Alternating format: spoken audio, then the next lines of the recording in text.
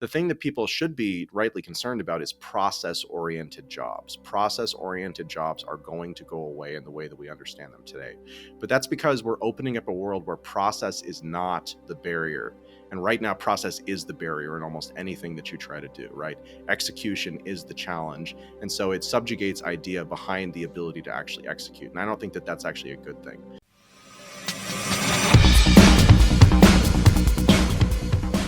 I'm with Adam B. Levine, who's the Chief Innovation Officer of Blockade Labs and a co-founder of the company. So today we're going to be talking about some pretty amazing stuff. I have been playing with Blockade myself. I'm going to show you some of what I've done. But Adam, thanks for being here. Looking forward to this. John, thanks for having me. I'm really looking forward to it too. So just to kick things off, I'm going to throw a video onto the screen here. And if you're listening to the podcast version of this, by the way, this is probably one of the times you want to actually go check out the video itself, because there's some really cool things to look at. So I'm going to explain what I did here. I took a photo that I had taken when I was out in Nepal near Mount Everest, and I traced over it. So in Blockade, you can trace over the image, and then you can feed that tracing into a prompt that then paints it in all these different ways. So I tried different styles like fantasy and painterly and all that stuff. So let's just start there, because that's just like super cool. Like, what made you want to do this? What was the inspiration behind it? And how are people making use of this technology? When we're looking at kind of disruptive technologies, one of the kind of factors about them that's always interesting and always challenging is, to the extent that they're powerful, you can do so many different things, right? And that so many different things means that a lot of people wind up doing a lot of things with it. And I've fallen into that that sort of path myself many, many times. But really what we wanted to do is we wanted to pick a particular use case where the technology today could really start to have a meaningful impact on the world that would then help us define what the world of tomorrow would then look like. AI is disruptive on a level that is unlike anything I've ever seen before. And again, I spent 10 years in blockchain immediately before this. And it is also disruptive, but the disruption here is so much broader, whereas it's very specific there, very powerful, again, about ownership on the internet and stuff like that. But in the world of kind of AI, just everything is going to change, and it's hard to fathom that. So we picked a game asset, or what we thought was a game asset. We've had digital filmmakers come at us. We've had VR experience creators come at us. Kind of all kinds of people have found uses for this. But we picked something that was more compatible than the vast majority of things out there, right? Because if you're looking at kind of a game development pipeline, or really any type of pipeline, there's a lot of really, really specific, kind of wonky formatting stuff that goes into making it work. The differences between Unity and Unreal Engine, for instance, are quite broad. And that's not really true when it comes to Skyboxes, right? Mm-hmm. Skyboxes are pretty standardized. You can use them in all kinds of different mediums, all kinds of different things. And there's really just like 2 or 3 formats. So we picked that as kind of the first place to go. And also, it was just so cool. It was just so cool to be able to, like we cracked the ability late last year to generate images with coherency that were effectively any size. And this was our second idea for how to use it, but it's the one we went with, and I'm very happy that we did, because it's turned out great. Can we talk a little bit about what's actually going on with the technology? So the Skybox is like this inside of a sphere, and we're painting it with an image that's been prompted into existence. So let's just even start there. What happens when I enter the prompt? What's the technology that it's using for the image generator? And then how does it apply that? I started 330 AI Innovation, started work on the precursor to this project, and started building infrastructure about 2 years ago. And that infrastructure that we built, I'm going to go ahead and brag a little bit and say it's pretty much world class. And it has allowed us to be both faster and higher resolution by a significant margin relative to anything else out there. So the one thing I didn't want to do was create base level models, right? Like, I didn't want to create DALL-E. I didn't want to create Stable Diffusion. I didn't want to create any of those things, because options exist out there to use those to then build off of. So we kind of did a ship of Theseus thing, where like we took a very early version of Stable Diffusion, ripped it apart, and then put it into the box that we'd been building for about 2 years.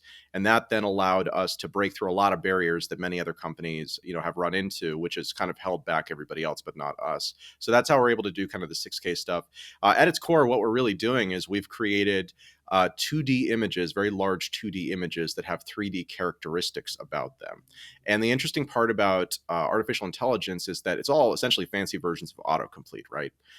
So that means that each additional piece of information you sort of add to the equation allows you to then infer, as you would with a math problem, the missing pieces of data there.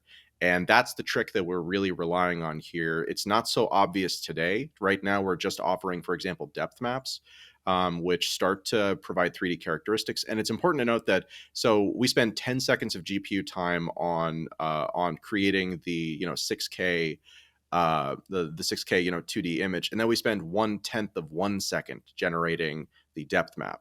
And so typically you would expect that the 2D part would be the easiest part of a hard process, but in practice what you find is that if you can do the easiest part at a high level, then you can actually infer the harder parts and the more complex parts increasingly fast. And so it winds up just completely disrupting the entire way that everything is done, and even the way we think about these processes. And I'm so here for that. It's not even funny. One of these things that I've seen just floating around, it's practically a meme at this point amongst some venture capitalists, is that applications that are taking Stable Diffusion and then building around it, or Dolly, or any of these off the shelf models, like maybe they're not adding enough value to the equation, which I don't agree with, because it seems like a lot of the problems here is how do you cover the last mile through user interface, right? So it seems like you tapped into something deep, or in what people want to actually get out of these systems, when you created like this really simple web-based interface to create the skyboxes. Can you just sort of elaborate on that, like the thinking behind it? Let's talk about the concern, which I think is totally reasonable. And it's not so much like there's two sides to it, right? There's product market fit, and then there's defensibility. And defensibility tends to be where VCs go with that question. And they're not wrong. Again, like anybody who right now is in the business of building, for example, the ability to ingest data, process it through GPT-4, and then, give you back something, like that's not a defensible business at all. That's effectively an application integration. If you can run fast enough to win a dominant place in that market, then maybe you can establish yourself in a defensible position. But it's not because of the technology, it's because of how fast you move and ultimately if you win the race. We wanted to do something that would allow us to accomplish both of those things effectively. So again, from a technology standpoint, we just didn't want to train the big model. There's liability stuff that's going to get sorted out over the next couple of years as far as how those big models, scrape the internet and were trained. I just didn't want to spend my time working on that. I wanted to focus on the applications. But in order to build the application that we built, we had to solve fundamental problems that have not been solved out there. And so again, like I'm very proud of what we've been able to accomplish along those lines. And it's such that like we've even considered going into the business of just helping AI companies optimize their own their own things, because we could cut their costs by somewhere between 50 and 75%. And like that's a really great business to be in by itself, but it's not the business that I want to be in. I want to be in the business of helping creatives to really kind of break out of the constraints that they have and take sort of the kind of professional creative class and say, hey, the barrier to entry to really doing this at a high level, it was up here and now it's almost nothing. It's more about the idea than the execution. And for me as an idea guy, like that's always been like the fantasy, is that the idea itself could be powerful without execution, because execution is so hard and it gets in the way of good ideas being produced. I'm so bored of games the vast majority of the time. Last 10 years I got into games journalism first, and that's been my biggest complaint, is just how hard it is to create games means that we get worse games. Even if technically they are good games, from an idea perspective you leave so much on the table just to accomplish execution that it's a real problem. So that was kind of the thinking behind this, was, hey, let's just attack like the most general thing that we know we can do the best, that's super impressive, and that we think will capture the imagination of the world. And so far, pretty much all of those things have been correct assumptions, I'm happy to say. There's just so much to unpack in what you just said. Like on the whole game design side, it's been my contention for a while that something standing in the way of innovation in the game market is just how capital intensive it is Hugely. to just make stuff. And if we could get back to, frankly, the way things were back in the 80s and 90s of game making, if it's two or three people can make an amazing game and they've got the ability to produce the kind of content that would be market competitive today, then you'll start seeing all kinds of experimentation. You won't need Yes. $100 million to build the next story-based game. And don't get me wrong, I love those games. I love Yeah. playing Last of Us and Mass Effect and all these really big budget story-driven games. But Yeah. I'd love to see individual people be able to run with that. Feels like that's a little bit of what you're getting to in terms of the potential for more innovation and disruption in the market. You can have problems of having too much money and you can have problems of having not enough money. And it's really hard to hit the sweet spot of having exactly the right amount of money where you aren't going to go overboard and where the commitment isn't such that you need the thing to win. That's the thing about those $100 million titles is they can't take risks in the way that a small indie can. And I think that we're moving towards a world where that's not true any longer, where again, the barrier to entry, both for the low end in terms of folks who are just indies, a lot of my favorite games are like 1-man, 2-man, 3-man teams. Right now, Shadows of Doubt is a fantastic game that's out there. And again, like that's like a 2 or 3-man team. And they accomplished it because they use a lot of procedural generation and it's a hugely complicated game. And because they use like voxel based graphics, right? So super basic graphics. I think that level of creativity is only possible at the indie side of things. And I think that the quality is very quickly going to get up into the A level where you're not really worried about voxel graphics because you can do a lot of this stuff from a generative kind of standpoint without having to build the textures in advance, which is a kind of a big problem around that. But I think it helps the big guys too, because it means that they can create much lower cost or much larger games too. Again, like you can look at kind of the AI innovation stuff from two sides. Either it's going to make it so that game sizes stay the same and teams get smaller, or game teams stay the same size, but the games themselves become 10 times, 100 times larger than we have today. And that's pretty exciting to me. So I think that, I think we're at the precipice of a really, really cool time to both be making games and to be playing games, frankly. And let me just real quickly go into kind of some of our deeper thesis here because I'm pretty excited about this. So we increasingly talk about text to game. And text to game, what we're doing right now for it is a very, very small portion of that. But imagine if you wanted to prototype a game, right? And you're like, hey, I had this idea, I had a dream last night, I want to create a Victorian zombie shooter game, that only has like rodents for characters and they all sing all the lines because it's also a musical, right? Like if you pitch that to somebody in like the real world, they'd be like, okay, first off, you're crazy, and second off, no, right? But in a future where kind of all of these different modules exist for for physics engines, for environmental engines like what we're building, for NPCs, for speech, for economy, for game rules, etc. Imagine that all of those things have been created in modular form, and at the top of this stack you have the prompt, and it's what I just said to you. And then that prompt feeds down into an engine, it feeds from there into a different engine, into a different engine, different engine, different engine, and at the end of it you have a prototype that might not be great, but you have a prototype in hours or days from your prompt, and then configuring sort of all of these different modules to create it in the way that you want, to the extent that you even want to set those, because if you don't, then it'll figure it out itself. That's a super, super cool world where suddenly, a kid in high school who has a really amazing idea but no money or connections can be like, hey, here's my idea, here's my game, here's this thing that I created. And simultaneously on the AAA side, well, if they want to now create 1,000 prototypes over the course of a 6-month sort of experimental run, like they can do that. And you can have it so that all of those can be getting played, and you can figure out what really is the best possible version of this thing before we invest into the maybe, a year of development time at that point to take it from kind of this prototype concept to, hey, this is something that's scalable and could actually work, over a medium term. So that's very high level about text to game, but it's where we think we're going in the next 2 to 3 years. It parallels or is practically the same thing that I talk about sometimes, which is this direct from imagination experience. If you can think about Yes. it, get it onto the screen, and you're describing this very hierarchical system of all these components that have to fit together and invoking them through some kind of prompting. It seems like that's a big part of where user interface comes in as well, because Hugely. it's funny to talk about this whole, the thin wrapper argument that people critique, but if you look at ChatGPT as just the example you were sort of touching on earlier, ChatGPT was essentially an interface on top of something that had existed for over a year, right? And it was just the fact that people added some reinforcement learning and made it a nice UI, and then people could actually make use of it.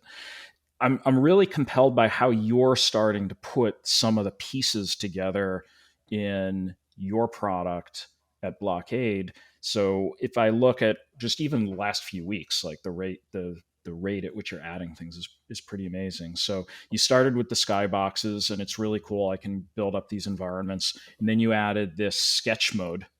I'm not sure exactly what magic is happening there. It maybe made me think of ControlNet or something like that. It is ControlNet. Yeah, it's an implementation of ControlNet. Yeah. Tell me a little bit more about like how that works and what people are building with it. One of the interesting, terrible, amazing parts about working in AI is just how fast everything happens and how it's like, oh, hey, well, all this stuff over here is impossible today, but if you stretch the time zone, the time frame out to a month from now, then maybe it's not impossible, right? And again, like cryptocurrency is a fast space. AI is incomparable to anything I've ever seen as far as disruptive technologies are concerned. Um, so what's really happening there is effectively we can control the latent space, kind of behind the image itself. And then again, like I said, our process, like we used elements of Stable Diffusion, but we ripped the thing apart, put it back together in a way where if we handed the model to somebody without our infrastructure, it would not make any sense at all. And so again, we're able to basically use these types of tools to produce the types of results that you're seeing there. And it's very, very early. I just want to mention that again, like Sketch as it stands, we were like, should we release this? Should we not release this? Like, it's not really ready because the results it generates, like what I like to do, I'm a terrible artist. I like to just like sketch mountains with like simple lines and stuff like that. And that'll work sometimes, but a lot of times it's like, well, this line must be like a suspension bridge or some wire that's stretching across the thing. And so it's not really kind of where it needs to be yet, but it's going there very quickly. And these elements of control are super important, to it actually being a really useful tool.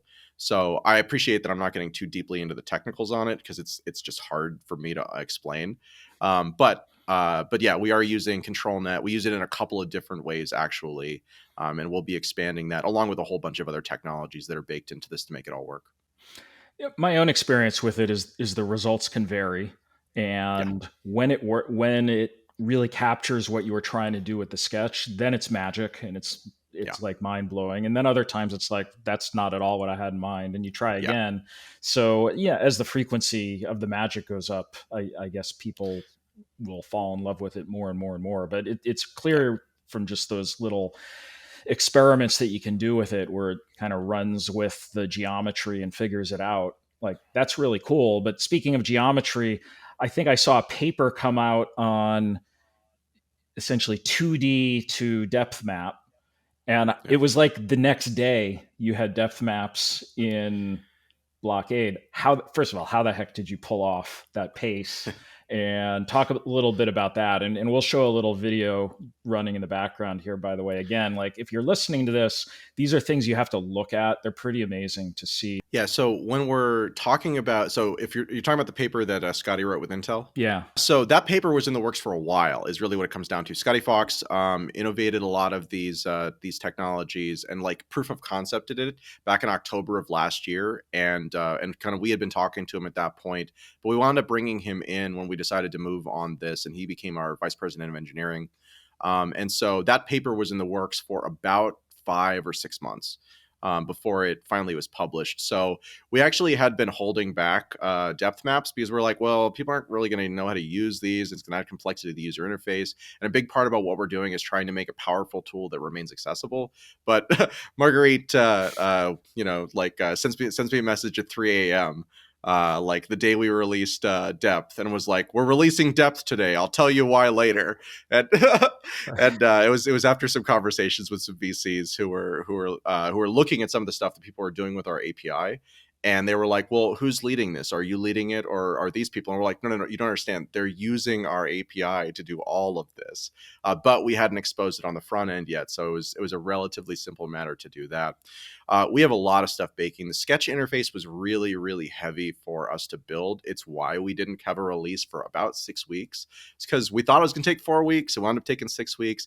Really, really hard to kind of invent new interfaces for stuff that people haven't done before, and then try to figure out how to make that work. So just all kinds of really like interesting challenges that arose during that process. But now we are onto a cadence where it's going very fast, and we're prepared to, roll out accounts in about 2 weeks. And then about 2 weeks after that, we're going to be following with what we call add to this, which will allow you to take the current Skybox process, which right now is like throwing a dart, right? Like you might be great at throwing darts, but every time you throw one, it's a new kind of attempt. And with these Skyboxes, a lot of times what you'll find is that like the first, like 80% of it you love, but there's this error over here and it's hard to fix that right now. So add to this is a new type of in painting that we've invented that allows us to go beyond sort of the size limitations that typically characterize like 512 by 512 is typically what you can in paint. Well, I'm very interested in the roadmap, but maybe let's zoom out the camera lens a little bit. There's sort of two sides to the generative AI equation when you think about games. So there's making a game and the way that one can use these technologies to produce art and content and material that is going to populate the world of a game. And then you make the game and you ship it and people play it and they have fun. There's another aspect of it too, though, which is actually incorporating generative technologies into the experience of the game. So while I'm playing, maybe a skybox is generated based on some kind of to be dreamt up game mechanic that people are going to start being inspired by. Could you talk a little bit about the way you're thinking about those two sides of the coin of generative technologies in games? As it relates to skyboxes, the potential really is there to do dynamic generation. I don't know if it makes sense though. Hmm. I think that one of the nice things about these technologies is that you can create such a corpus of material. You can create such a large amount of material, curate it down to what you really want, and then you can just use that. So there are, I think, really good examples of where purely generative in-game stuff is going to work. But keep in mind that the problem we're solving is, hey, I have a project, I need a custom skybox, it's expensive, or I have to pick something that's totally generic. Those are my two options, basically. So we're not really solving the problem of, hey, people need to generate skyboxes on demand. That's how we solve the problem. But the problem is that people need custom skyboxes at the exact instant that they need them. So we've already created 4 million of these things. And where we're going with this, I know, right? It's ridiculous. 2 million in just last That's a month. lot of GPU Um, time. it is. It is. We would be producing more, except we are literally at capacity on all of our GPUs, and I don't want to spend any more money until we turn on monetization. Um, so we do about 96,000 skyboxes per day right now, and that's pretty much our peak capacity at the moment. Um, so like that's the important part, is that just because we can do something, which is like we could generate skyboxes in real time, that doesn't mean that's the right choice. And I think that Hmm. for a lot of things, it's not going to be the right choice. What is the right choice is having access to an API where there's 50 million skyboxes that have been created in every possible variation, and whenever you need one, it searches there, pulls one that's aesthetically ranked as absolutely beautiful, semantically mapped, to whatever it is that you're trying to do, and just solve the problem of providing them. And then also there's creation if it's needed, but Hmm. if it's not needed, then why would we do extra work? So that's one side of it. I have more though. The other side is that when we started working on this project, when I started working with Marguerite, who's the CEO of Blockade, our original idea actually was to build all of this into the Neon District Web3 game, and to do it in such a way that we would prove to people how in the future generative technologies would be used as actual gameplay elements, right? So not just the creation of the world, but we imagined a loot mechanic where what you were essentially doing is you were finding objects that look like they were procedurally generated, but which could be broken down into core words, right? So you might have, like small laser pistol or something like that. Breaks down into 3 different words: small, laser, and pistol. And then you could take other words that you would find, combine them together, and create new weapons, new gear, stuff like that. And be able to really kind of put that mechanic in. And then again, like imagine, so this is a obscure book, but if you've read Remedy by Neil Stevenson, which is Read Me with a transposition in it, not a great book from Neil Stevenson, but a really great world that he built. And one of the things that is a dynamic in there is this concept of aesthetic wars. And aesthetic sort of affiliation factioning, where there's a dynamic in this MMO that they create that's like an MMO, except it has real economics in it, which is a fascinating topic unto itself. And what happens in the game increasingly is that you've got sort of the good guys and the good races and the evil races, but actually they start banding together based on their color preferences. Whereas like all the people who love like the Tolkien style, like drab gray and greens and kind of things like that, wind up working together against the people who love the, bright primary colors, right? And I forget what the factions are called, but it was just an idea that stuck with me. And I was like, oh, you know what? Actually, this is something that could even be used to have different sort of meta factions battling over how the world in the game actually looks and different areas of the world again. And you could effectively remix all of these scenes, such that, like, oh my God, the unicorn faction took over and now everything is rainbows and unicorns, and then you go 3 blocks over and it's the zombie gang, right? And they like everything like it looks like it's a zombie apocalypse. And again, like these ideas of giving players the agency to really kind of transform and personalize the worlds that they live in, I think is a super powerful concept that will become prevalent as time goes on. But it's a little bit non obvious if you're not so far down the rabbit hole. What I heard you say a little while ago, though, is we were kind of playing with this idea of dynamic generation in the course of playing the game, and you sounded a little concerned about actually generating at high volume. I guess for obvious reasons, like there's a lot of GPU use and stuff like that. Right now, But it sounds like through your API, you almost have like a search mechanism that can layer above that and find cases that already fit the prompt or fit the material that you were interested in. So, is that a way to potentially have the it illusion of is. things being generated at all times and you just Yeah. optimize for search or generation according to what's required?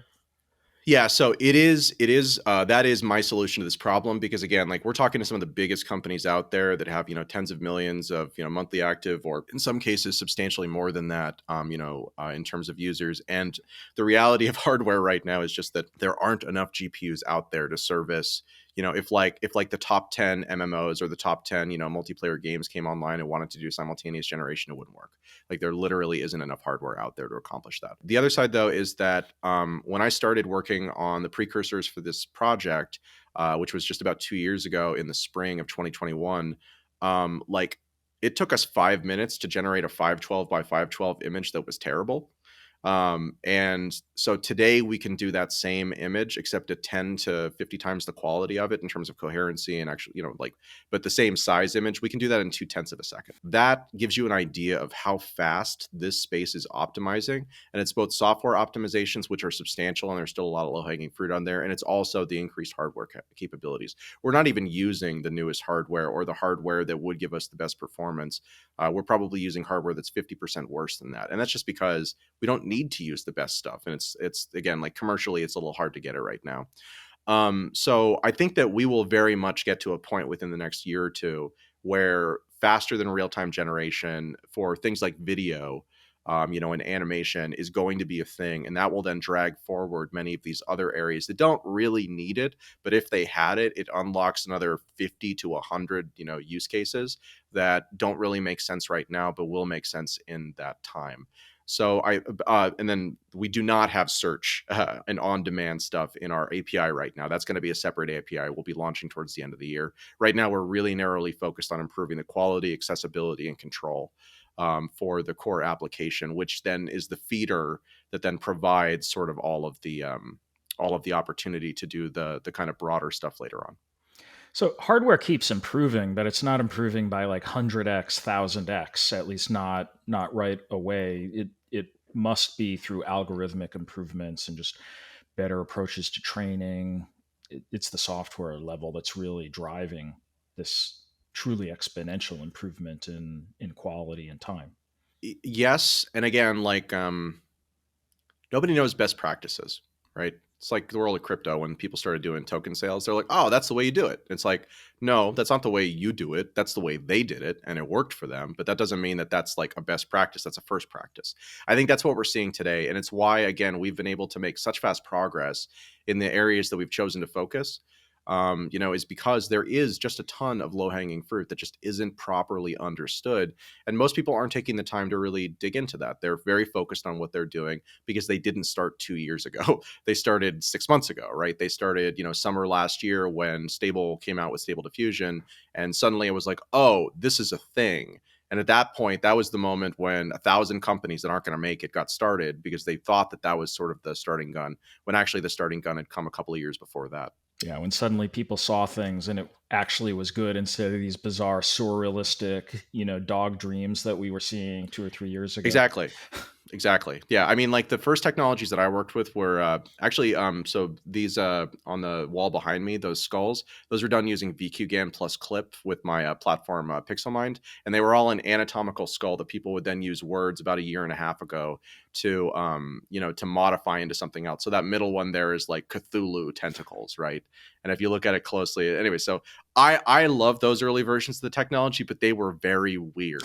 They were very weird. They were not coherent. The thing that convinced me that I should stop working for CoinDesk, because I built their podcast network over the course of about 2 years, and I was very well paid, um, was I started doing pop art of Vitalik Buterin. I'm a big fan of Vitalik, going back to the very early like working at Bitcoin Magazine type thing. And the images that you would produce would be like, hey, here's like a mess of colors, and then here's Vitalik's forehead that you can kind of see peeking through the thing. And that was enough that I got addicted to early versions of the technology and wound up hiring the guy who built the first Discord bot that did it, and then we were just kind of off to the races.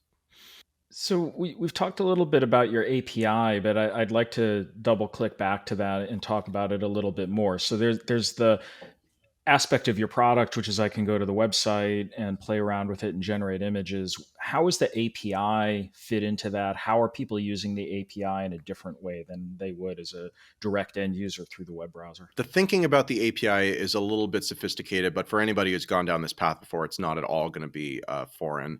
The reality of it is that API is likely the place you want to be, because rather than having to find every single client and user yourself, you can just say, hey, build something with this or integrate this into the thing that you've already built and then roll it out. And we've solved your problem. It's a really great deal for you because you didn't have to invent this and the cost is low. And you can add these capabilities that you never thought were going to be possible, but now they are very easily. So that's the thinking about the API, is that over the medium term, the API becomes a very significant driver of utilization, but it's relatively low margin for us. Again, the margins are great because it's AI, but compared to the front end experience, it's relatively low margin. But the thing you can't do with an API is you can't demonstrate to people really effectively, why this thing is interesting or important. And you also have to kind of rely on these companies that are doing the integrations to make good choices about how they go about building kind of the first examples. So we didn't want to do that. We, again, like API has always been important, but we wanted to very clearly show people and let people experience for themselves without having to build anything why this was so impressive and would be so important. And we got lucky. We got lucky in that essentially our first attempt at creating this type of interface worked really well, and it immediately took off. And our trajectory has been unlike anything I've ever built, which is really amazing because it sucks to build products that are important, as far as like they show where the kind of path is going. And I did lots and lots and lots of that 2013, 2014, 2015, 2016 in the token space. Um, uh, but to have it ultimately be meaningless because you're 6 years too early. And this time I wasn't 6 years too early. This time I was 2 months too or 2 years too early. And that was just enough time to build out the infrastructure to position ourselves for the race. So I don't think I was too early at all. What are some of the things people are building on top of the Skybox technology that you're excited about that you really like? 'Cause I want people to Yeah, check this out, and we're going to include links in the show notes too. sure. Yeah. So again, like a lot of the stuff, like the kind of best place to go, we're doing another thing that I don't typically do, which is we're largely building in public. And we're really have kind of taken to Twitter as a way to kind of, share with people what we're doing and capture kind of the imagination of where these types of technologies can go. So that's been really successful. I'm happy we're doing it. That's all Marguerite's doing. I like to just stick myself in a box with engineers and then build something until I think it's perfect and then get it out there. And we're not doing that. And it was such the right choice. Um, Things that people are building with it already. The very first project that we had come at us for API access was a company called Skyglass, which was brand new application on iOS, and it is effectively a virtual green screen for content creation. And so you use it on your phone. It's a phone app. and then you create whatever background you want. It automatically, screens you out so that you're there, but you're against the background, and then it connects to the gyroscopes in your phone. So as you move your phone around, you can see the scene moving behind you, and it really allows you to kind of create whatever you want. That's, I think, a big initial use from where we are right now, because it doesn't require geometry and it doesn't require a lot of things that are coming but not ready yet. But another type of that application is like we have an application called MovieBot that I believe is rolling out their integration with us in the next couple of weeks. And what they are is it's an entirely AI generated animation sequence tool where you type in, here's the one sentence thing about what I want the scene to be about. So it's a conversation about herring. And then you pick your characters, you pick this penguin, and then you pick, some dude whose name is Bob. And then, you assign voices to them, and then you pick is it a drama? Is it a comedy? Is it like stand up? What is it? And then you pick the scene from us. And right now they have just kind of baked in stuff that's static, but with ours, basically they allow you to generate a background, a scene, whatever you want, and then you can actually pan around again using the gyroscope and figure out exactly what part you want to center the scene on, and then you lock that in as your background for the scene, and then you press the button, and like 30 seconds later you've got a kind of like totally accurate battle simulator. You remember that one? That game where it's like everything is kind of spaghetti characters. So in this case, again, the early version is like, here's your spaghetti characters talking to each other with AI generated voices and AI generated script, and you had no part except for kind of picking these variables or choosing random on them. So that's something else. A big project that we're working on. We're not under NDA on it yet, um, but again, like without saying anything, Meta just rolled out the ability to use basically exactly our file format and our production format for Skyboxes in their Horizon tool, which is basically their like home environment, and the ability to have custom Skyboxes. So we were a little concerned initially that maybe somebody would be able to replicate what we were doing if they had, like a sufficient amount of unlimited money to throw at it. And in practice, what we've seen is that nobody's interested in that. They just want a solution. And that's exactly what we thought would be the case. Let's dream for a minute here. So, like, let's go into the future. We talked about the near term future of what it might mean for game development in the next year or two, but let's go a little bit further out, like 5, 10 years. What does all this generative technology mean? What does it mean for economies, jobs, creativity, products we're going to get to use, including the stuff that people tend to get a little bit scared about when they look at some of these things? What are your thoughts on all of this? Disruptive technology is fundamentally empowering, in my opinion, because it disintermediates and breaks the monopoly of people who have effectively dominance in a given area, right? So that can be because they have so much money that they can afford a thing that nobody else can afford. It can be because they have so much expertise and there's so much expertise required that they have an advantage that really insulates them from any competition. And I think that all of that is in the process of falling away. I think that that is fundamentally empowering for normal people who exist out there. And it's even fundamentally empowering for people who have incredible skill in an area that is going to be obsoleted, because they will be able to do whatever they want in any of these other areas. So I think the thing that people should be rightly concerned about is process oriented jobs. Process oriented jobs are going to go away in the way that we understand them today. But that's because we're opening up a world where process is not the barrier. And right now, process is the barrier in almost anything that you try to do, right? Execution is the challenge. And so it subjugates idea behind the ability to actually execute. And I don't think that that's actually a good thing. I think a lot of the concern about this comes from two directions. On the one side, you have people whose lives are being disrupted or are about to be disrupted, and nobody likes change. Nobody likes to be disrupted. I'm very sympathetic to that perspective and empathetic to it as well. And I think that that's totally right. But it's also a natural process, right? We all go through a grieving process when things change, and this is that. We're still in the part where they're raging against it. A lot of people are. Some people are depressed. We're at various parts of the process, but it's a process that will eventually end. I think the area that really gets disrupted, though, and the area that's really important, is if you look at how our world is organized today, if you look at how governments work, if you look at how powerful companies work, the amount of money that they have, whether it's because they control monetary policy or just because they have wildly profitable monopoly businesses, that gives them so much power and so much ability to not care about the inconveniences and the challenges that exist in everyday life because they can just spend the money on the experts to do it. I think that we are coming towards a world where money matters a lot less in the ability to execute, not just because it gets easier, but because expertise is always on tap. I'll give you an example. So I've been going through a merger process, and one of the big challenges about a merger is that effectively it's like a 150 page long like computer code written in the stupidest possible language, which is of course English. And you're trying to, at the end of this program, have a list of, in this eventuality, whose fault is it, and what are the exceptions to that, and what are the exceptions to the exceptions.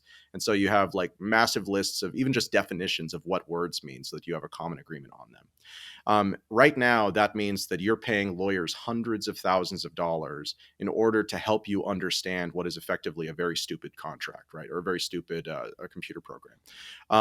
And if you even today start to use some of the longer form context windows in GPT-4, you can have a level of service that is completely impossible to achieve for any normal person when you are looking at a complex legal document. When, for example, you want to, draft a binding letter of intent, or you have a deal that you've negotiated over email, right? And there's like 15 emails back and forth. You can literally take the entire email thread, just copy it into one of these LLMs, and then say, hey, write articles of incorporation, write a binding MOU, write one of these things that captures all the points in this, and then summarize what you did and why you did it at the end. And it'll do it over the course of maybe 2 minutes. And then at the end of it, you're like, well, that was terrible. Do it again, right? Or change this or change that. And again, that's a process that today, if you're not super rich, like you would never get that level of service in terms of the speed and the responsiveness of it, but even access to it as a resource is really challenging. So if you look at the legal system, again, why is the legal system so tilted? It's because if you have a sufficient amount of money, you can keep things in court forever, and you can effectively bankrupt the other guy. So just taking the legal profession as an example, I'm not saying lawyers aren't going to have business. I'm saying that not having money isn't going to mean you're going to have insufficient representation.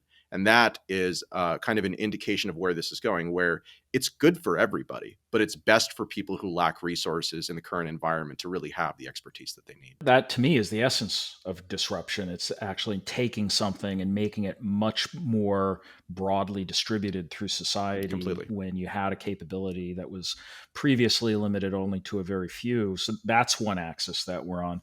The other, though, too, is like when you can increase the rate at which you can participate and get Hugely. more fast responses. Like there's also an increase in quality, the innovation cycle increases, your ability to iterate. So there's a quality improvement as well as a decrease in cost for Yeah. access to services. Yeah, hugely. And again, like the important point to me is that it's true for everybody, but people who already have dominant positions in the world today, they don't really benefit much. They might save costs, but the capability that they had monopolized previously because of the advantages that they have evaporates, right?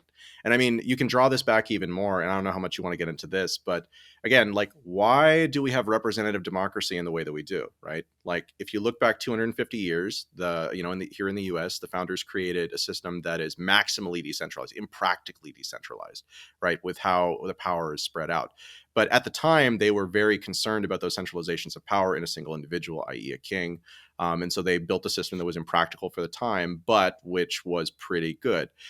If you looked at the capabilities that we have today, I mean, how many people does the average representative in Congress represent, right? It's like low is tens of thousands, and the reality for many people is many millions are being represented, in like populous states and cities and stuff like that. So that's the situation today.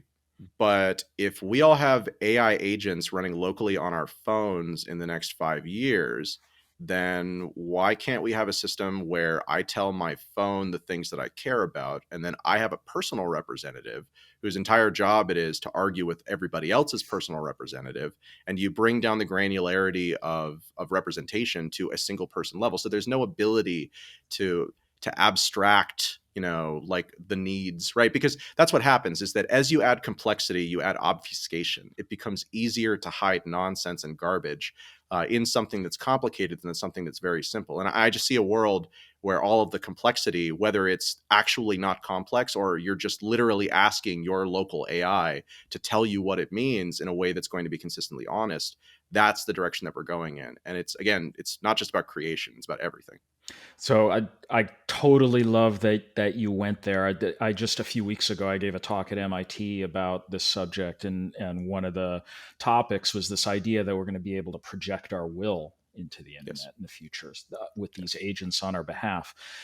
The part of my premise, though, is that we're about to see this battle. We're already starting to see the early signs of this battle, and I'm really curious how you think about it. Between the the more decentralized approach would be open source models. Everyone gets access to the weights and biases. You can put it on your own machine, versus API gated. It's up in the cloud, and only the people who know how it was constructed actually knew what went into it, and they can monetize it and control how it's used and define their own form of alignment. So, open versus closed AI.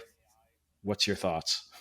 Yeah, I think that this battle is already lost by the closed source folks. I Hmm. think that it'll take a while for that to be recognized, but the core technologies that exist out there, like there was this assumption, I think, going into a lot of this stuff that large AI models that require data centers to run are ultimately the only way to get to true intelligence and to kind of not true intelligence, but to really useful, LLMs. And I think that's already recognized as wrong. And I think that it increasingly will be recognized as wrong.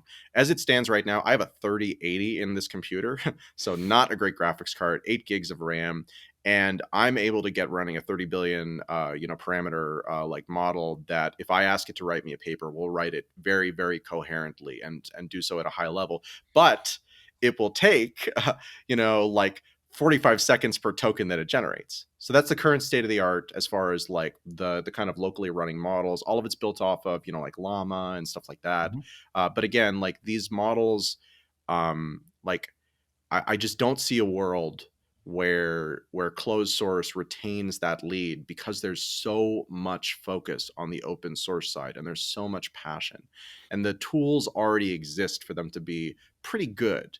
And so the fact that the tools already exist for them to be pretty good means that we're going to continue to see breakthroughs, we're going to continue to see developments. So I mean, if you want to think about this in Star Wars terms, right, like the closed source guys, Google, OpenAI, they're the empire, right? Super well resourced, very buttoned down, know what they're doing, high quality product, but they're super limited, right? They're terrified that somebody is going to do something that's going to then come back on them, and they're public companies, so it's reasonable.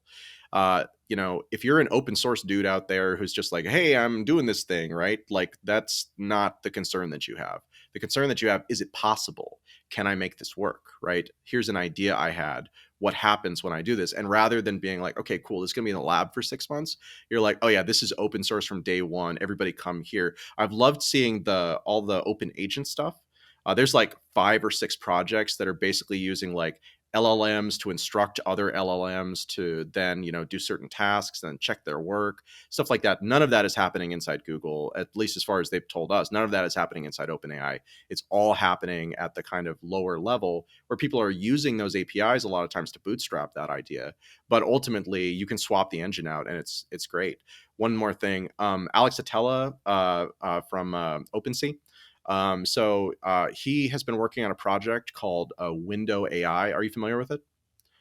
So it's really cool. It's a browser plugin, browser extension, and what it does is it allows web-based applications to offload the ML stuff to a plugin that then connects the person locally based on their own keys. So you're not putting keys into there. You can connect local LLMs that you're running to the extension and then use it to power web apps. And again, it speaks to this future where not only is this going to be self-directed and you're going to have locally running models, but you will actually be in control of what model is being used and will be able to make choices about that, again, locally. And the guy developing the application doesn't have to worry about using their API. He doesn't have to worry about what that model is. They They can have recommendations, and those, again, recommendations can auto-populate, but ultimately it's putting the control in the hands of the user. So that's a fully open source project as well. I think it's windowai.com or window.ai or something like that. I don't know. We'll link to that in the show notes as well. Sounds Yeah. super interesting. So I'm rarely a cynical person. I think the best of everybody most of the time, but the cynical part of me, when I hear about sort of these calls for regulation, when they come from the people who have these leadership positions already, makes me think that this is just an attempt at regulatory capture to shut down some of these open source people. So I'm curious if you have thoughts on that. And then the other part of this that still seems like it's going to be a challenge for a bit, that favors the really big guys, is inference is one thing. We can do inference on your 3080, like you said. We can run stable on it and get good results. But if I want to train that model, I'm still back to spending hundreds of thousands of dollars at least on a stack of H100s somewhere. Is there hope for that to either change, or is there a business model for open source to pursue those kind of training regimes? Yeah, like I think that they're speaking of kind of to the last point first. Um, so I think there's a question about large models, core base models versus specialized versions of them. Specialized versions of them are already incredibly economical to do, whether you're talking about, textual inversion, or you're talking about LoRa's, or you're talking about fine tunes in a more classical sense. Like, that's already stupidly affordable. An individual can do it by themselves with zero resources on their own device. And I think that is going to continue to amplify, notably because LoRa's, although we don't use LoRa's, but we've been kind of paying attention. LoRa's are really cool because they allow you to stack multiple layers on top. And to like, there's a lot of advantages to doing that versus some of the other things that are like, if you do a fine tune, that's kind of mutually exclusive. But LoRa's, you can really stack and continue to improve, continue to improve, continue to improve. I suspect that's really where the open source is gonna make a lot of room. On the kind of core models themselves, I do think it's going to get a lot easier to do that, if just because the hardware that's coming out, it's not really accelerating from an inference perspective. So you're not going to generate faster with like an H100, which is the kind of latest, not the latest now that they've announced their supercomputer, but back in December, it was the new hotness, right? And it's like, it's much more efficient than prior versions of hardware for training. Right now, they're very, very expensive. But if you wanted to train a model, you probably could do so, like a core model. And then the other thing is that like a lot of the stuff that's going on out there, again, there was just an assumption that you needed an incredibly large amount of data in order to do that. And really, it's not so much the training as it is the data set prep that is the thing that's going to kill you as far as cost is concerned. And we're just finding that better and better results are coming from smaller and smaller data sets that are more carefully curated. Because if you think about it, when you look at what Stable did with scraping the internet, they didn't scrape it. It was Lion scraped the internet, and then they just paid for the training to be technically correct. But if you look at what they did, it was a great shortcut to get to something where quality went up. But actually, the reason why something like prompt engineering exists as a viable need is because that data is so dirty. And it's because they made this assumption, if you're scraping 450 million image text pairs, right, like that's going to be hard to clean. So they just made an assumption, which is, here's the image, here's the text that accompanies with it. We assume that all the words in the text that accompanies it, excluding the ones that we censored out, apply in some way to the image up here. And the problem with that, of course, is that that's wrong a lot of the time. So again, quality went up hugely, but ability to ask for what you want, and really kind of get it in a way that isn't like, engineering machine, like to talk like a computer, right? Like that was kind of the problem that they had. So as we're continuing, we're finding out that smaller data sets that have much cleaner characteristics about them actually generate as good a results on the quality side, so long as you have a diverse enough data set, but can give you much better control over the outputs. What was the first part of your question? Oh, I brought in regulatory capture No. I have thoughts on this. Yeah. So okay. So the regulatory capture thing is interesting. I don't actually think it's regulatory capture. I think it's virtue signaling. okay. I think that the reality of it is that this is so disruptive. The governments at some point, although they're super slow and very dumb, are going to be like, hey, we should probably do something about this. And I think that, again, if you look at the OpenAIs out there, the Googles out there, et cetera, all the players who signed this stuff for the most part, they're companies that already get a lot of regulatory attention and that already are kind of under the microscope. And so they kind of have to signal that, hey, we're good guys, right? Even if they're not good guys, they still have to signal that. And so the letter that Musk signed out and everybody else signed on to, again, like I looked at that, I was like, okay, this is pure game theory, right? They're saying, all right, well, we are going to signal this, but actually we're going to keep working.